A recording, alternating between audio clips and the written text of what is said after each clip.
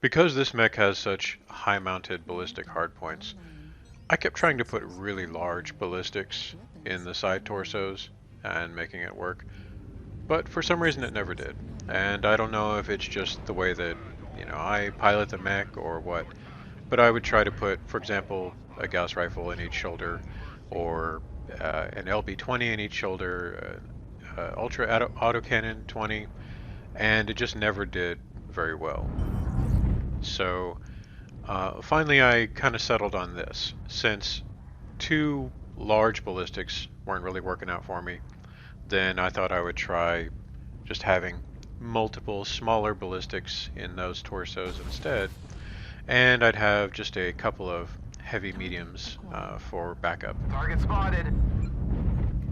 Normally, you want your firepower kind of stacked on the right side or very evenly distributed, but I had to put the heavy mediums on the left side because three out of my four ultra auto cannons are on the right side. So if I lose that torso, then I want to have a little bit more of my firepower left on, on the left side. So that's why I've got the lasers there. There are similar builds from much better players than myself. For example, Bryos has 5 ultra autocannon 5s and nothing else. So just 5 UX and an ECM. And then Blackhawk SC had a build that was, I think it was 3 Ultra 5s and a single Ultra 10 with a couple of ER smalls for backup. And I really like that build, but I don't like having ER smalls. I'd much rather have heavy or extended range mediums instead of the smalls, because I just don't think they'll do enough on their own if that's all you have left. So even though I've got less autocannon firepower than either of those builds, I still think it's probably worth having the heavy mediums. I'll need to play a few more games and really find out for sure. Acquired. But so far I like this, and I like having the heavy mediums because they deal a lot of damage for very little weight. Also, if you were watching the footage instead of listening to me, you'll notice I just kind of derped and wandered off. Thankfully, because of this mech's ECM and relatively high speed, at least for an assault mech, I managed to come back to my team without really taking much damage. New target acquired. Target spotted. And since this mech has pretty good range, I mean, 630 meters base range on the UAC 5s, I knew I was going to be able to contribute as long as we got into some situations similar to this. Spotted. If we just poked at each other from across the ravine, I wouldn't really be doing any significant damage. But since we're on the same side of the battlefield, then we're going to be, probably, like you're seeing, about 400 to 500 meters away from each other. And so I'll be able to do plenty of damage. Assuming I can actually land shots.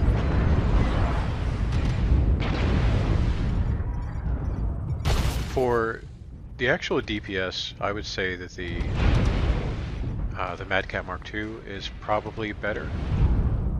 But as I've said before, I like to have group utility, and this gives me an ECM, which is great. It helps shield us from LRMs and just being spotted in general.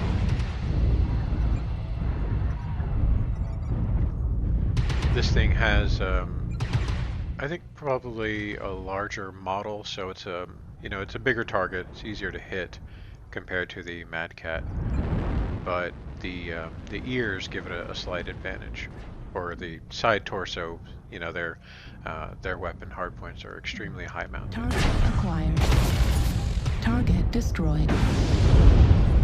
New target acquired. Target destroyed. 75%. That said, the arms I'm noticing here are a little worse than the Mad Cat because these arms can only pitch up and down. They can't swivel left and right.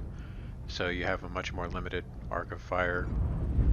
It's kind of debatable as to whether or not you lose your weapons more easily with this compared to the Madcat Mark II. Because in the Mark II, they're all in your arms, and then here they're mostly in your side torsos. So you've got more armor on your torsos, but they're generally larger targets, and especially with the, particular geometry of this mech, having those, hard points that really stick up into the air, you're going to take a lot of damage on your side torsos. Target destroyed. New target acquired.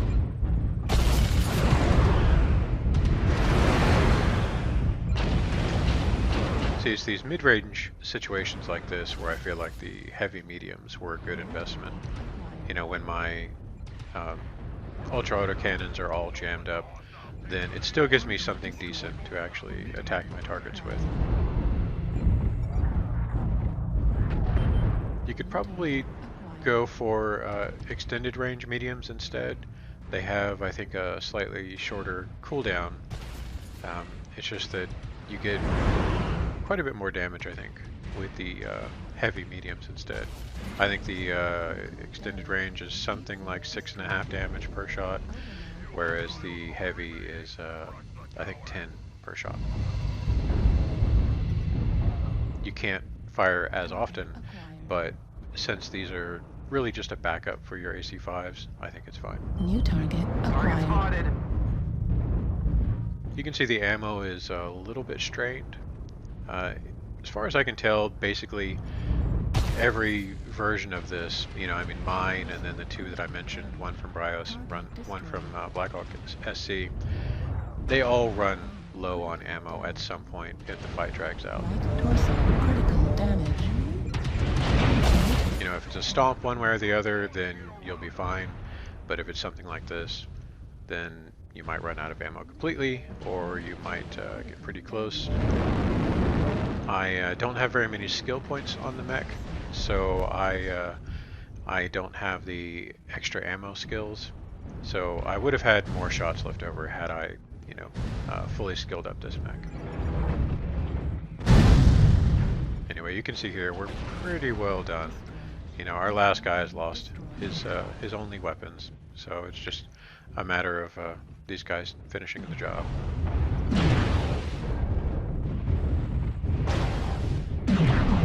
I think because he has stealth on, they just don't really know where to target. This is Clan Command. Respond.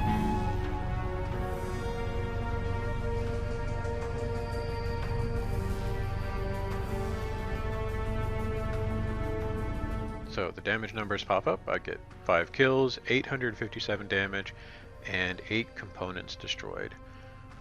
That's pretty good if you look at the damage from everyone else. I was in advance, or ahead of everyone else by a pretty considerable margin. So even if you don't go with my exact setup, something very similar to this ought to do pretty well for you for the Blood Asp.